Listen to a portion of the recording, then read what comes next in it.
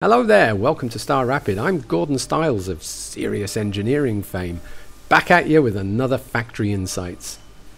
Here's some great advice for you young ones and not so young ones as you start out on life's great journey.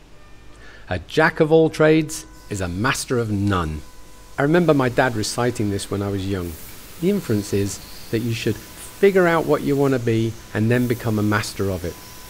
Well, I don't wholly disagree with that sentiment, but I think there is a lot more to it than just that.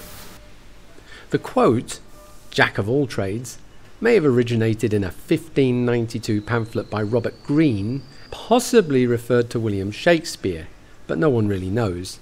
There is a fuller quote, which is often attributed to Shakespeare himself, which might have been a clapback to Greene, and it goes something like this. A jack of all trades is a master of none, but oftentimes better than master of one. Oh, how they traded insults in the 16th century. They just put modern rappers to shame. Hey, biatch, who you calling Jack Smack? There's another profession I could have mastered, or maybe I shouldn't bother. The inference with the more expanded quote is that sometimes it is better to have a significantly wider set of skills, even if you don't master any of them. Well, honestly, that describes me to a T. I would like to think that I've been reasonably successful in life and business, but I never became a master of anything. Nothing really. I can play guitar for hours and get applause, but I ain't no Tim Henson. He's the new kid on the block and has an awesome band called Polyphia. And if you haven't seen them and you want to give up playing guitar, Tim will make you feel like years and years of learning guitar was a total waste of time. Is he a master? Well, at the ripe old age of 28, he sure sounds like one to me.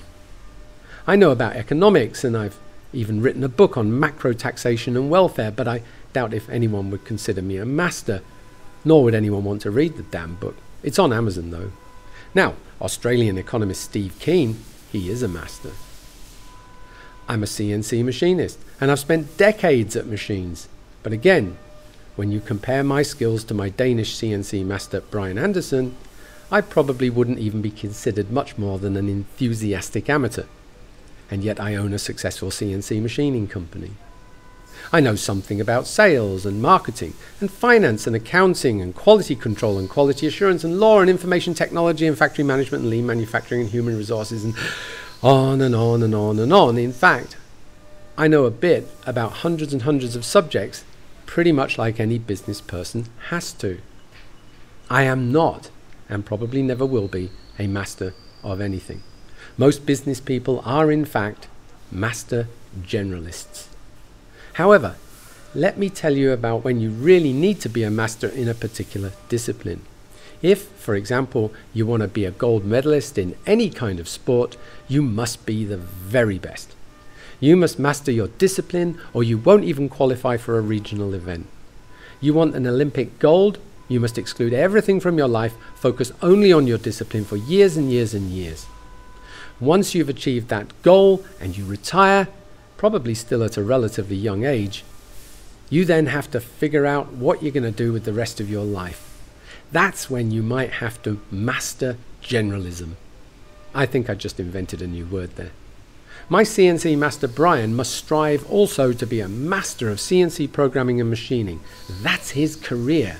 But outside of that, I know that he has many other skills such as carpentry, taekwondo and dog training. We also share an interest in beer drinking. Very important subject. So, why is it that generalists such as me can be successful without being a master of any discipline? Well, maybe it has to do with the Pareto Principle, which was named, of course, after the gentleman of the same name, Signore Vilfredo Principale, Pareto.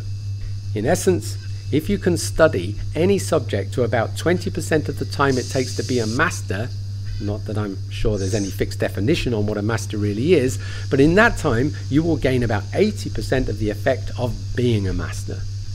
Another way of saying this would be, you don't necessarily have to spend a lifetime learning a subject to gain enough knowledge to be successful in that discipline. Even knowing 1% of a subject is better than knowing nothing. I always thought that it was a weakness, that I could never seem to become a master of any one particular thing. I jumped around from subject to subject like I had ADHD or something. But in the end, it turned out to be a strength. In summary, if you must become a master of one particular thing, like my CNC master Brian, don't forget to also put some time aside every day to become a master generalist as well. To finish, here is another awesome quote. Variety is the spice of life. Peace out.